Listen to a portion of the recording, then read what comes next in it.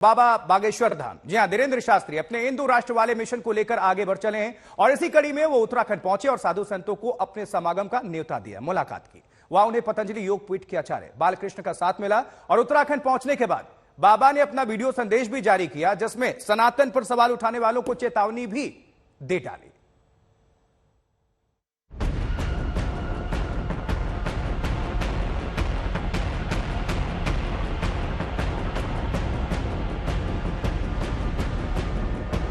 और तेज मार लगाओ, और तेज मारो, इसे लाल कर दो, मार मार। कायदे में रहेंगे तो फायदे में रहेंगे। ओम।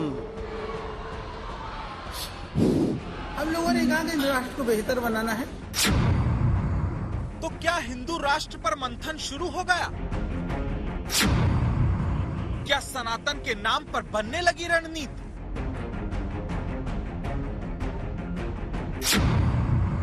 उत्तराखंड पहुंचे बाबा, साधु संतों को निमंत्रण। सुर्खियों में आए बाबा धीरेन्द्र शास्त्री उत्तराखंड की पावन धरती पर पहुंचे और उन्होंने अपनी मंशा फिर से जाहिर कर दी। दिव्य भूमि जो हमारी हिमालय की भूमि है, उत्तराखंड के जो क्षेत्र हैं, जहां पर बड़े बड़े ऋषि मुनि महात्मा जिनकी अक्खड़ फक्कड़ की साधना रही है, तपस्वी योगी अमलात्मा विमलात्मा साधु, उनके स्थानों के पद चिन्हों का आशीर्वाद लेकर सब संतों को हम आमंत्रण दे रहे हैं। बहुत जल्दी बागेश्वर धाम आएंगे, आप सब इंतजार करिए और सनातन का झंडा गाड़े रहिए। इरादा बिल्कुल साफ है। बाबा कहते हैं अब हिंदू राष्ट्र बनाना है। इनकी चाहत तो ये भी है कि रामचरितमानस राष्ट्रीय ग्रंथ बन जाए।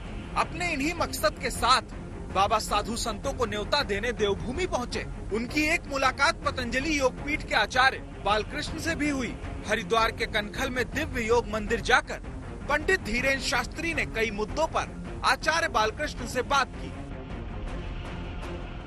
विधाएं अलग हैं, मार्ग एक है, लक्ष्य एक है, तो उन विधाओं के ऊपर हमने चर्चा भी की और आगे देश के लिए किस तरह से और भव्य और सुंदर इस देश को बनाया जा सकता है, लोगों के जीवन को कैसे सुगम बनाया जा सकता है, उसके लिए जो सनातन वैदिक हमारे ऋषियों का मार्ग है उस पर और बेहतरीन क्या हो सकता है, इसके ऊपर हम लोगों ने बात। जैसे उन्होंने कहा मुझे आप सहयोग दो, मैं हिंदू राष्ट्र बनाऊंगा हिंदुस्तान को। हम लोगों ने कहा कि हिंदू राष्ट्र को बेहतर बनाना है और उसके लिए हमारे जो वैदिक मूल्य हैं, आदर्श हैं, उन पर हमको कैसे आगे बढ़ना है, इन्हीं पर बात है।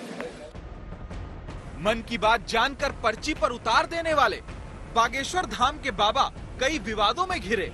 फर्जी दावे के आरोप लगे, अंधविश्वास फैलाने के इल्जाम लगे। अब पूरे शरीर में उठा पटक करो इसके, पूरे शरीर में उठा पटक करो इसके, उठा उठा फेंक इसको। भावनाएं भड़काने के सवाल भी उठे, लेकिन परवाह किए बिना बाबा आगे बढ़ते जा रहे हैं। सबके सिर में चमीटा मारे जाएं। अब वो साधु संतों के साथ समागम कर सनातन का झंडा बुलंद करने की अपील कर रहे हैं, वो भी अपने अंदाज और पूरी हनक के साथ।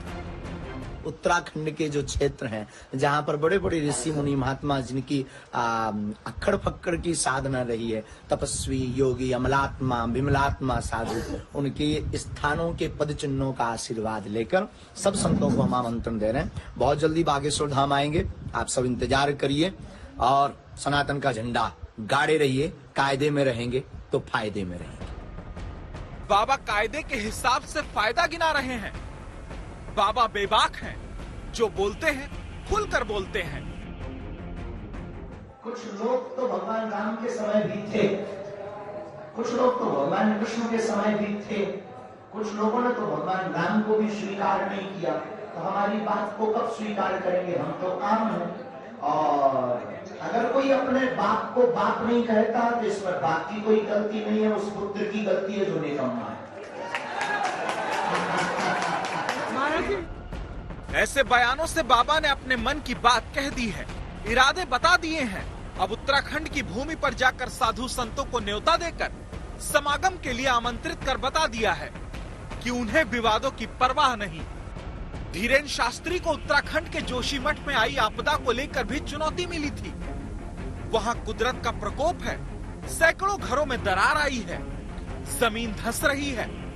उसी आफत को लेकर शंकराचार्य ने बाबा को जोशीमठ में चमत्कार दिखाने की चुनौती दी थी, लेकिन उत्तराखंड पहुंचे धीरेन्द्र शास्त्री ने अपने बयान में जोशीमठ का जिक्र नहीं किया, सिर्फ सवाल उठाने वालों को चुनौती भर दी। कायदे में रहेंगे तो फायदे में रहेंगे। बाबा ने सनातन धर्म का झंडा गाड़े रहने के साथ ही कायदे की बात भी बता दी। अब कायदा कौन सा और फायदे कैसे और किसका, इसका जवाब तो धीरेन्द्र शास्त्री ही दे सकते हैं। हरिद्वार से मुदित अग्रवाल और रायपुर से सुमी राजपन के साथ आज तक ब्यूरो।